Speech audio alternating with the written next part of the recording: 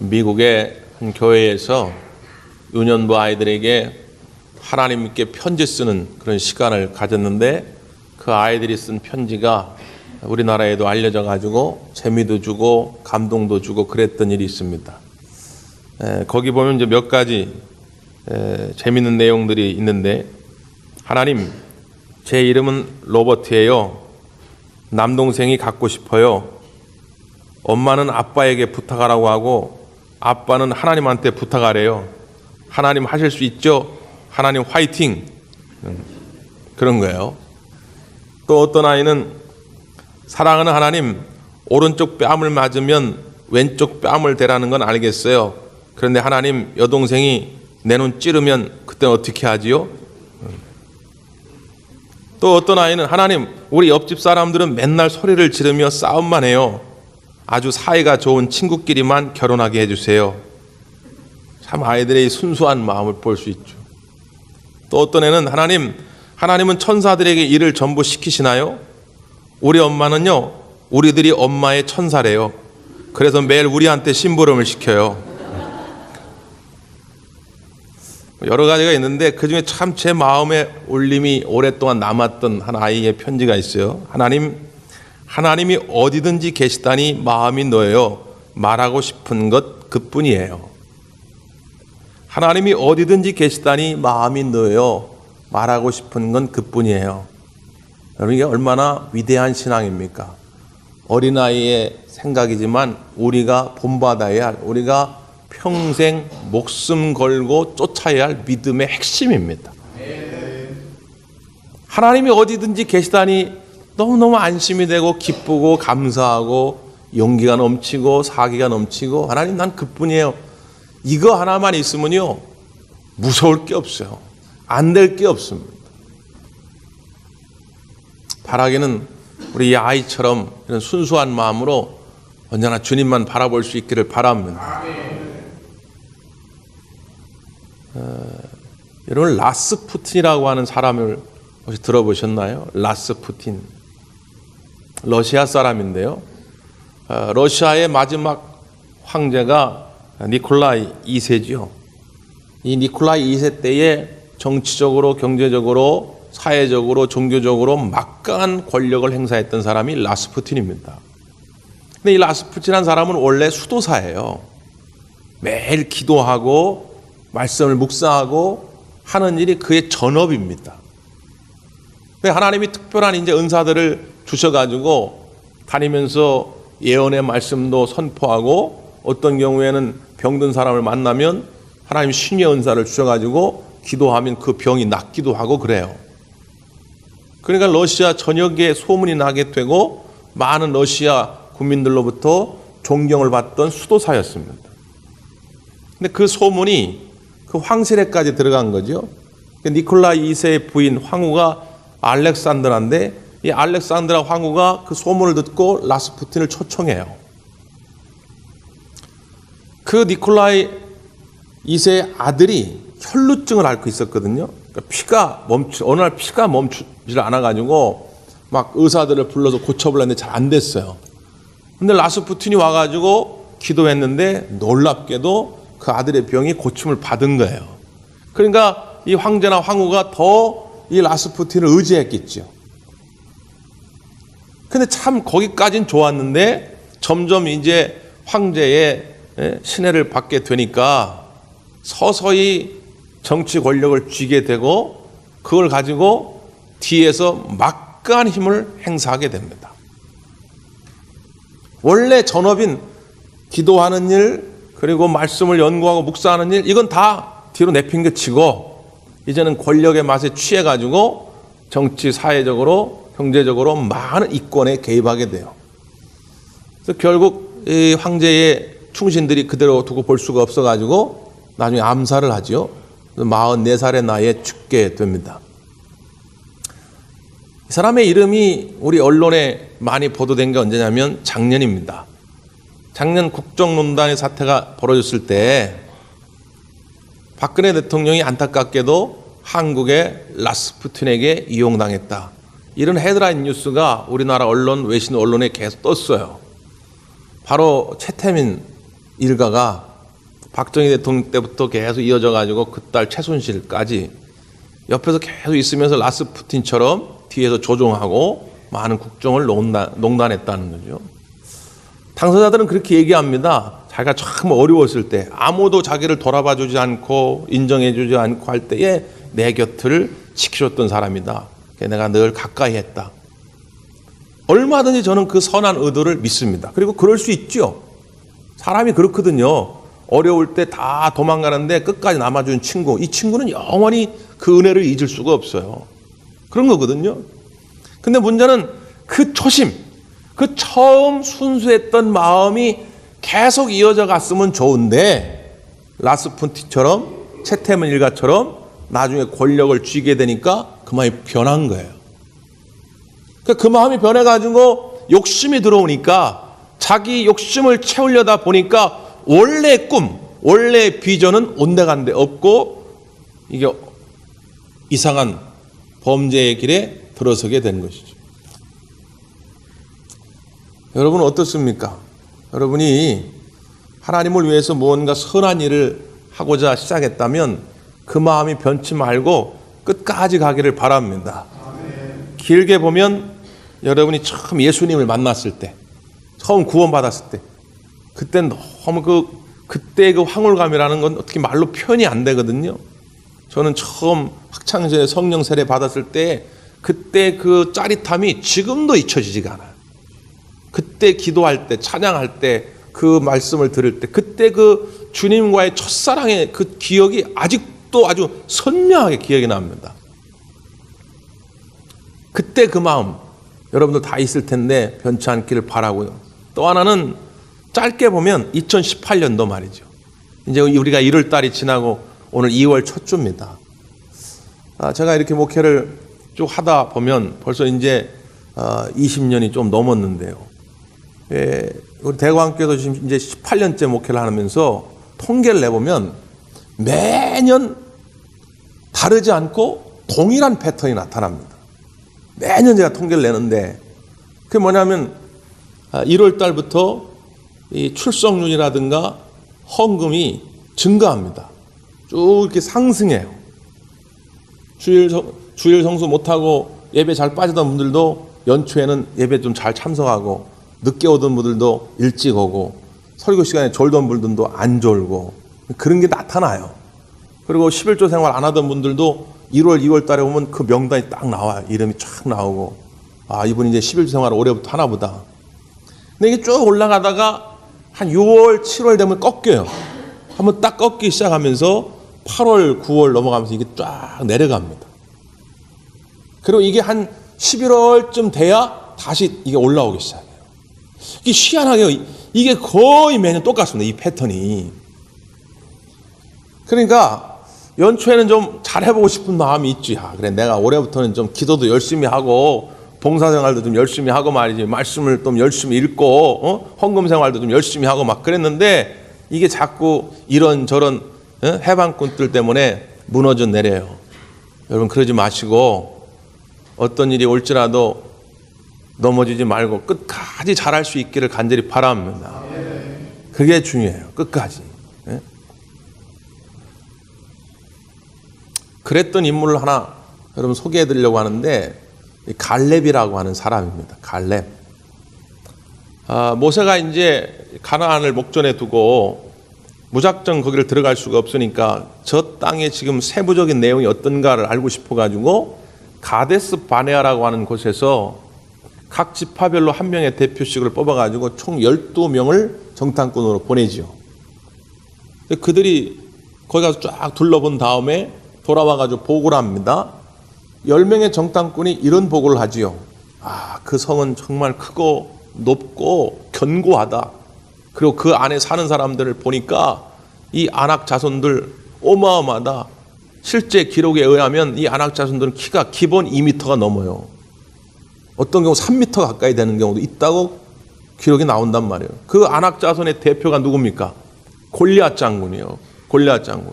보통 사람보다도 어마어마한 덩치를 가지고 있어요. 그러니까 그들에 비하면 우리는 이건 메뚜기 같은 존재다. 이건 게임이 안 된단 말이에요. 이거 계란으로 바위 치기다 말이지. 가족 괜히 다 개죽음만 당한다. 이거 포기하자. 이거 안 된다. 이게 10명의 공통된 의견입니다. 그런데 2명, 여호수아와 갈렙은 다르게 보고하죠. 자, 요즘 표현으로 일단 팩트 체크가 중요해요. 팩트 말이 사실이 뭐냐? 일단 여호수아 갈렙도 동의합니다. 팩트는 저 10사람이 말한 거하고 우리도 같다. 진짜 가보니까 그렇더라. 자, 그런데 문제는 두 번째는 해석입니다. 눈에 보이는 그 사실, 현상은 똑같은데 우리는 다르게 해석한다. 비록 그곳이 크고 견고하다 할지라도 하나님이 함께 하시면 저들은 우리의 밥이다 말이에요. 얼마든지 우리는 가서 정복할 수 있다. 아니, 어떻게 이럴 수가 있나요? 똑같은 사실, 똑같은 현상을 보고도 얼마든지 다르게 해석할 수 있다는 거예요. 놀라운 건 뭔지 아십니까? 하나님은 10명의 사람들의 편에 선 것이 아니라 이 2사람, 여호수아와 갈렙의 편에 섰다는 거예요. 사실을 보고 말하는 거, 사실을 분석하는 거 누가 못합니까? 요즘 경제가 어렵더래. 요즘 우리 회사가 좀 힘들대. 요즘 하는 일이 잘 안 돼. 요즘 우리 가정에 여러 가지 형편이 어려워. 그런 얘기 누구나 다 해요. 그건 뭐 예수 믿어야 합니까? 그거 무슨 뭐 박사학위 받아야 하는 거예요? 그건 누구나 다 할 수 있는 얘기예요. 그런데 믿음의 사람만이, 예수님을 진짜 구주로 믿는 사람만이 할 수 있다는 거예요. 그거 알아. 나도 알아. 근데 우리 하나님이 함께 하시면 능히 그 모든 것을 이겨낼 수 있을 것이다. 이런 거는 아무나 하는 게 아니에요. 믿음의 사람만이 하는 거예요. 여러분, 그런 믿음의 용사들이 되기를 바랍니다. 그때 그 45년 전 가데스 바네아에서 있었던 일을 회상하면서 지금 여호수아 앞에서 갈렙이 얘기하는 내용이 오늘 본문의 내용입니다. 왜 오늘 본문에 이런 내용을 하게 됐냐면, 이제 가나안 땅에 일단 들어왔죠. 그리고 약 한 7년의 세월이 지났습니다. 7년 동안 이제 여호수아가 총사령관이죠. 여호수아가 이끌고 그 가나안 땅을 정복해 가길 시작하는 거예요. 조금씩 정복해 하기를 시작합니다. 그래서 거의 90% 정도는 다 정복을 했어요. 근데 아직 100%는 아닙니다. 90%를 정복했는데 아직 정복하지 못한 땅 중에 하나가 어디냐면 헤브론이라는 땅이에요. 헤브론은 예루살렘보다 약간 남쪽에 있는데 산지예요. 높아. 그러니까 높으니까 공격하기가 어렵죠. 또 저쪽에서는 방어하기가 좋은 거예요. 높은 쪽에 있으니까 밑에서 기어 올라오면 그냥 돌 같은 거 던져버리면 이겨내기가 좋은 거예요. 그러니까 저기까지 다 정복하고 정착하기엔 힘들 것 같아요. 일단은. 그러니까 여호수아가, 자, 그럼 일단은 헤브론까지는 다 우리가 정복하지 못했지만 그래도 거즘 90% 됐으니 우리가 일단 땅을 나누자. 왜냐하면 땅을 나눠야 그 이스라엘 백성들이 거주를 할 거 아닙니까? 근데 예를 들어 가지고 각자 이제 예를 들어서 12지파 대표를 불러 가지고, 야, 너네는 어디 갈래? 그러면 당연히 사람의 심리라는 게 좋은 땅을 가고 싶어 하지요. 지난번 우리 성지순례 갔다 오신 분들도 다 그런 고백을 하는데, 남쪽 유다를 보면서 야, 어떻게 이런 게 젖과 꿀이 흐르는 땅이냐? 그럴 수 있어요. 왜냐하면 이 예루살렘을 중심으로 이 남쪽은요, 그냥 다 돌사막이에요. 물도 별로 없고 농사를 제대로 질 수가 없어요. 그냥 목축업이나 하는 거지 농사를 제대로 질 수가 없어요. 그럼 누가 그런 데 가고 싶겠어요? 대부분 이제 요 예루살렘을 중심으로 위쪽, 이 갈릴리 호수 지역은 그래도 좀 살기가 괜찮아요. 그러면 너 어디 갈래? 그러면 당연히 그쪽을 택하겠죠. 그러니까 그렇게 하지 말고 우리가 제비를 뽑자, 추첨을 하자는 거예요. 잘못하면 싸울 수 있으니까. 그래서 딱 선을 12개를 딱 그려놓고 제비를 뽑아가지고 그냥 복불복이에요. 그 뽑는 대로 가자는 거예요. 근데 그 제비 뽑기를 하기 전에 갈렙이 먼저 딱 손을 든 거예요. 그러지 말고 아무도 가기 싫어하는 그 험한 산지 헤브론을 나한테 주시오. 저는 이 장면을 사실 수백 번 읽었습니다. 그동안 신앙생활하고 설교하면서 수백 번, 수천 번 읽었는데 매번 읽을 때마다 가슴이 두근 거예요. 또 한편 부끄럽고, 왜 나는 목사이면서 갈렙처럼 살지 못할까? 그러니까 때로는 어떨 때는 막 남들이 가고 싶은 자리, 남들이 하고 싶은 일, 다 다 그렇게 편하고 좋은 데 가고 싶어 하지 남들이 하기 싫어하는 험한 것 먼저 손들고 내가 하겠습니다. 네? 우리 교회에서도 청소하면은 옛날에 이렇게 담당을 정하면요, 조금이라도 편한 곳을 청소하고 싶어 하지 이게 좀 더럽고 어려운데 잘 안 하려고 그러죠. 그래서 몇 해 전부터 아예 그냥 지원제로 제가 바꿨는데, 지원제로 하니까 좀 더 더러운 데를 해도 기쁜 마음으로 하는 거예요. 오히려 이걸 만약에 목사가 임의대로 자 당신은 화장실하고 당신 요 앞에 하셔 그러면 왜 나는 화장실 청소를 시켰냐, 목사님이 나만 미워하고 저 집사만 이뻐하나 보다, 별소리 다 나옵니다. 여러분 그러기 전에 우리가 갈렙처럼 목사님 그거 고민하지 마세요, 그거 아무도 하기 싫어하는 것 같은데 제가 하겠습니다. 아멘을 아무도 안 하시네요. 여러분 그런 용기가 우리에게 있기를 바랍니다. 왜 갈렙은 그런 용기가 있었을까요? 네? 자 보세요. 오늘 이제 본문을 한번 확인해 봅니다. 먼저 8절입니다. 8절 시작.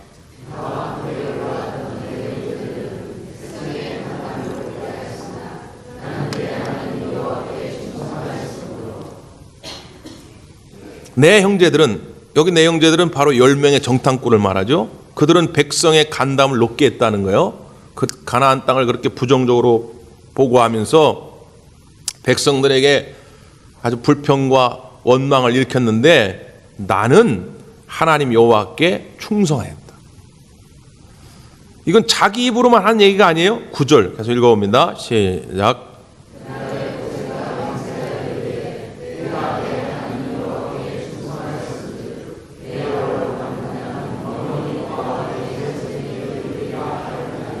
그때 그 45년 전 말이에요.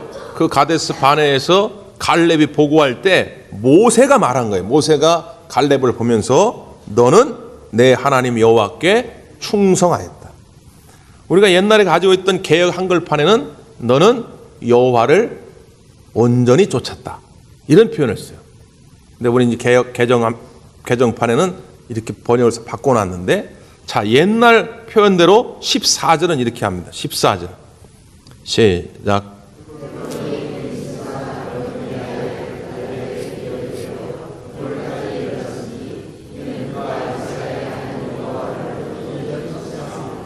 아멘. 여기 보면 이 여호수아 성경의 기자가, 그러니까 이게 여호수아가 기록했다라기도 하고 그 여호수아에 있었던 일들을 결국 편집하고 정리한 건 후대의 믿음의 후배들인데, 그들이 결국 갈렙을 객관적으로 인정한 거예요. 그는 어떤 사람이라고요? 여호와를 온전히 쫓은 사람이었다. 그러니까 여호와께 충성됐다라는 말과 여호와를 온전히 쫓았다는 말은 결국 같은 의미의 말이에요. 갈렙이 험한 산자 앞에서도 전혀 갈등하지 않고 딱 자기가 먼저 손들고 거기 나를 보내주시오 할 수 있었던 건 뭐냐면 여호와를 온전히 쫓았기 때문입니다. 왜 우리가 신앙생활이 자꾸 이렇게 곡선을 그리면서 흔들리느냐? 자꾸 불순물이 중간에 껴들어오기 때문이에요.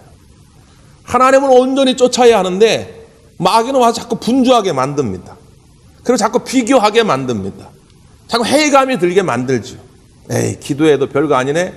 11조 하면 잘 된다고 그랬더니 1월부터 한 3월까지 한 석 달 10일 생활했는데 전혀 매출이 나아지는 것도 없네. 이거 다 뻥 아니야? 아니 별 생각이 다 드는 거죠.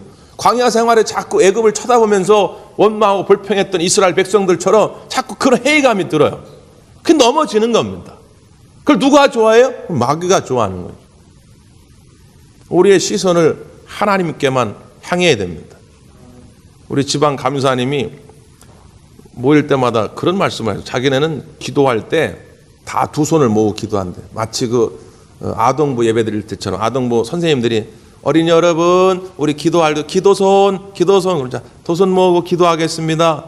자기네는 그렇게 한대. 기도를 어른 예배 드릴 때. 왜 자기가 그렇게 하게 된 그 계기가 있으시더라고.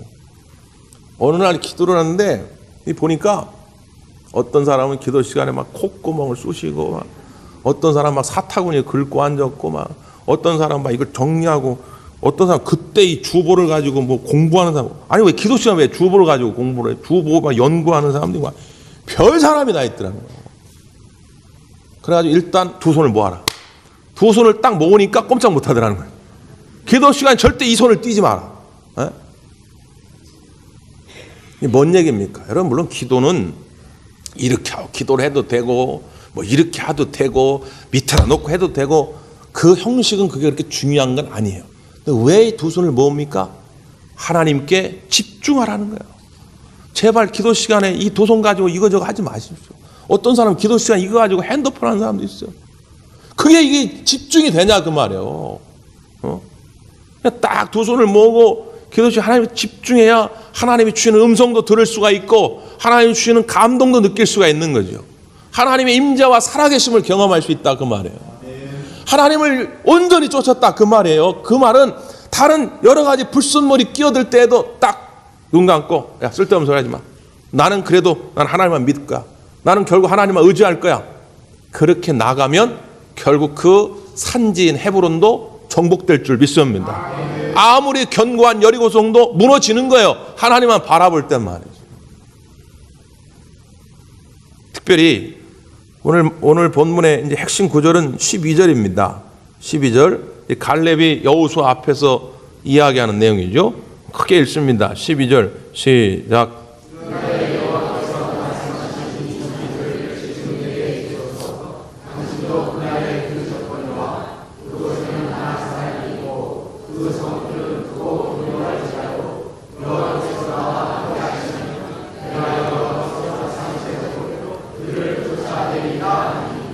아멘. 이 산지를 지금 내게 주소서. 그 산지는 7년 전이나 지금이나 변함없이 똑같아요. 아니 45년 전 정탐꾼으로 왔을 때하고도 똑같아요. 변한 게 없어요. 여전히 안악 자손이 살고 있고 여전히 그 성읍은 견고해요. 커요. 그럼에도 불구하고 하나님이 나와 함께 하시며 하나님이 말씀하신 대로 그들을 쫓아내리인다. 그러니까 지금 갈렙은 뭘 믿는 거예요? 뭐 어떤 백이 든든한 거예요? 하나님 백이 든든한 거예요. 하나님이 하신 말씀이 있다는 거예요. 그 성읍이 크냐 안 크냐는 중요하지 않아. 그 성읍에 사는 사람들이 거인족 속이냐 아니냐 그건 중요하지 않아. 내 앞을 가로막는 것들이 내가 돈이 없어서냐, 내가 지식이 없어서냐, 내가 사람들 권세 있는 자들 백그라운드가 없어서냐, 이건 중요하지 않아. 내가 장애물을 볼 때 따지는 건 뭐냐? 하나님이 함께 하느냐 안 하느냐, 하나님이 내게 약속하신 말씀이 있느냐 없느냐 그만 본다는 거예요. 그냥 무서울 게 없죠. 어떤 말씀이에요? 45년 전에 갈렙이 이제 그런 아름다운 긍정적인 보고를 하니까 하나님이 모세의 입을 통해 가지고 이런 약속을 해줘요. 민수기 14장인데 그냥 제가 읽어드릴게요.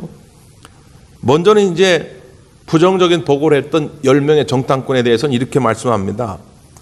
내가 그들의 조상들에게 맹세한 땅을 결단코 보지 못할 것이요 또 나를 멸시하는 사람은 한 사람도 그것을 보지 못하리라. 그러니까 결국 10명의 정탐꾼은 하나님을 멸시했다는 거예요. 그들은 분명히 팩트, 사실을 얘기했지만 그 사실을 믿음으로 해석해내지 못했다는 거예요. 그건 하나님을 멸시하는 행위라는 거예요. 그래서 결국 10명의 정탐꾼은 가나안을 들어가지 못합니다. 근데 반대로 24절 그러나 내 종 갈렙은 그 마음이 그들과 달라서 나를 온전히 따랐은즉 그가 갔던 땅으로 내가 그를 인도하여 드리리니 그의 자손이 그 땅을 차지하리라. 그러니까 갈렙이 잘한 거라고는 하나님을 온전히 따랐다는 거예요. 그러니까 나를 온전히 따랐기 때문에 어떤 장애물이 있을지라도 그 갈렙은 가나안 땅을 들어가게 될 것이다. 이게 약속이에요. 갈렙은 지난 45년 동안 이 말씀만 꽉 붙잡은 거예요. 갈렙이라고 왜 갈등의 사건들이 없었겠어요? 왜 어려운 일이 없었겠습니까? 근데 그런 것이 찾아와도 그냥 이 말씀만 꽉 붙잡은 거예요. 전에도 한번 소개해드렸는데 우리나라 초대 통상산업부 차관을 지내신 박운서 장로님. 박운서 장로님이 이제 장관을 지내시고 데이컴 사장도 하고 한국중공업 사장도 지내시고 이제 정년 퇴임을 하려고 하는데 뭐 국회의원 출마해라, 뭐 우리 대학 총장으로 와라, 별 얘기가 다 있었는데 그냥 본인은 이제 쉬시겠다. 그래가지고 저 남양주 쪽에 전원주택까지 마련하고 이제 쉬려고 그러는데, 이분이 이제 골프를 좋아해가지고 2003년도에 아는 사람들하고 부부 동반으로 필리핀에 골프 여행을 간 거예요. 거기 갔다가 망양족이라는 사람들을 만납니다. 필리핀의 소수민족 가운데 망양족. 이건 사람의 인생이라고 할 수 없을 정도로 막 피부도 막 무슨 뱀 껍질처럼 딱딱하고 제대로 씻지도 않아가지고, 그러니까 마닐라에서도 배를 타고 몇 시간, 또 거기서 버스를 타고 몇 시간, 또 걸어서 또 몇 시간을 가야 만날 수 있는 소수민족이에요. 그를 만나고 왔는데 계속 마음에 그가 자꾸 걸리는 거예요. 그들이, 이 망양족 사람들이. 그래서 이분이 이제 하나님께 계속 저항하는 거죠. 하나님 왜 이러십니까? 하나님 왜 자꾸 저한테 이런 마음을 주십니까? 제가 나이가 지금 65세입니다. 내가 65세 이제 정년 퇴임해가지고 부인하고 이제 시골 가서 좀 편히 쉬려고 그러는데 하나님 왜 이러십니까? 근데 하나님이 그때 그분에게 주셨던 바로 음성이 오늘 본문 여호수아 14장 말씀이더라는 거예요. 그 14장을 하나님이 들려주시면서, 야, 갈렙은 85세에도 험한 산지를 택해서 갔는데 너 이제 65세밖에 안 됐는데 가야지. 그래서 미리 다 계약까지 해놓은 전원주택을 팔고 그 돈을 가지고 필리핀 망양족 안으로 들어갑니다. 강도도 당하고 교통사고도 당하고 많은 어려움이 있었는데도 불구하고 지금도 그들을 위해서 교회를 세우고 학교를 세우고 섬기고 있어요. 나이? 그건 그렇게 중요하지 않다고 저는 봐요. 오늘 사실 감리교에서 지키는 응급주일입니다. 은퇴하신 목사님들을 좀 다시 한번 생각하고 그분들이 필요한 것들을 도와주는 응급주일로 우리 감리교회가 지켜요. 근데 예전에 어떤 원로 목사님이 그런 글을 인터넷에 올린 걸 제가 봤어요. 어떤 사람이 은퇴를 해야 하는가? 30, 40대 목회자일지라도 나는 더 이상 하고 싶지 않다. 나는 교회 일 하고 싶지 않다. 그러면 은퇴해야 된다. 근데 나이가 70이 넘었을지라도 나는 주님의 일을 하고 싶다. 그러면 그 사람은 은퇴한 사람이 아니다. 그런 식의 그 이야기를 제가 본 적이 있어요. 10분 공감합니다. 여러분 지금 나이가 예를 들어서 70이 넘고 80이 넘었을지라도 내가 주님을 위해서 뭔가 자꾸 하고 싶은 마음이 들고 도전하고 싶은 생각이 든다면 그분은 청춘이에요. 근데 지금 20, 30대라도 귀찮아 교회 주님의 일 너나 해 귀찮아. 그럼 그 사람이 노인이에요. 그러다가 결국 쓸모없는 인생이 되고 자기 인생이 하나님 앞에 쓰임받지 못하는 인생이 되는 거죠. 나이 많다라고 말하지 말고 돈 없다라고 생각하지 마시고 재주 없다 지식 없다 말하지 말고 하나님 나를 사용하여 주시옵소서. 주님만 함께 하시면 주님 약속하신 말씀대로 이루어질 줄 믿습니다. 그러면 험한 산지가 정복되어진다는 거예요. 우리가 이 황금 성경 구절을 쓰기도 저는 그런 의미입니다. 지난 수요일 날 우리 박창수 목사님 오셔가지고 한 2시간 정도 이런 얘기를 나눴는데 그거를 이제 이분이 오랫동안 했거든요. 그래서 이걸 하면서 많은 간증들이 나오는데 어떤 분이 교회를 오래 다니신 분이래. 근데 황금 성경 구절을 쓰면서 11조 생활을 시작했다는 거예요. 그래서 왜 그랬냐 그랬더니 자기는 신앙생활을 그렇게 오래 했는데도 불구하고 11조는 목사님이 그냥 교회 재정이 필요하니까 목회 차원에서 설교 시간에 하는 얘기인 줄 알았대요. 그냥 목사님이 교회에 필요하니까 자꾸 하라나 보다. 자기는 그게 마음이 안 열려가지고 물론 생활이 어려운 게 아니고 너무 어려워서 좀 못했다 그러면 우리가 이해할 수 있지만 자기는 그런 게 아니고 생활도 여유가 있는데도 불구하고 거부감이 드니까 안 한 거예요. 근데 저 그 성경 구절을 쓰라고 그래가지고 쓰다 보니까 성경에 그 있는 거예요. 이게 성경에 있는 말씀이구나. 자기는 처음 알았다는 거예요. 그 강의하시는 우리 박 목사님도 그때 충격을 받았고 저도 그 얘기를 들으면 충격을 받았어요. 저는 그래도 우리 성도님들이 집에 가시면 하루에 성경을 그래도 못해도 한 5구절은 읽고 주무시겠지. 그래도 성경을 그래도 매일 한 절 정도는 쓰겠지 다 이제 고개를 숙이시고 웃으시고 다들. 근데 일주일에 그저 한 번 여기 나올 때 성경을 한번 보는 분들도 제가 볼 땐 거의 다수고, 그리고 이 설교 시간도 그냥 앞에서 목사님이 설마 거짓말 하시겠는가? 목사님이 그냥 있다 그러면 있겠지 그러지 집에 가서 한번 그 말씀 들춰보는 경우도 거의 없고 그런 거예요. 아, 이러면 안 되겠다. 성도들이 두 눈으로 직접 한번 써보고 읽어보고 해야 되겠다. 그래서 이번에 한번 시도해 보는 겁니다. 이렇게까지 얘기하고 강조했는데 일부 예배 드리고 저 황금 성경 구절 교재 가져가시라니까 아유 나는 나이가 많아서요 못해요.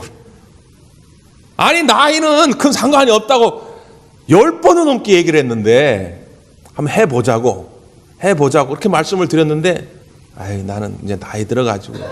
아니 여러분 성경을 읽고 쓰는데 나이 든 게 무슨 상관입니까? 한글을 모르시더라도 가져가십시오. 일단 가지고 가가지고 나중에 이제 낭독할 때 말이죠. 그냥 다른 사람들 낭독하는 것만 듣는다는 생각으로 가져가시오. 그리고 제일 중요한 건 그 말씀이 내 눈에 확 들어오면서 가슴에 새겨지는 말씀이 있어요. 그럼 그 말씀을 붙잡고 기도하면서 순종해 보십시오. 놀라운 기적이 일어날 줄 믿습니다. 우리 2018년도에 한번 그런 체험들, 그런 간증들을 좀 쌓아갔으면 좋겠어요. 주님의 말씀과 사랑에 빠지고 그 말씀에 순종했더니 내 삶이 이렇게 변화되었더라. 여러분 그런 놀라운 열매가 많아지기를 간절히 바랍니다. 기도하겠습니다.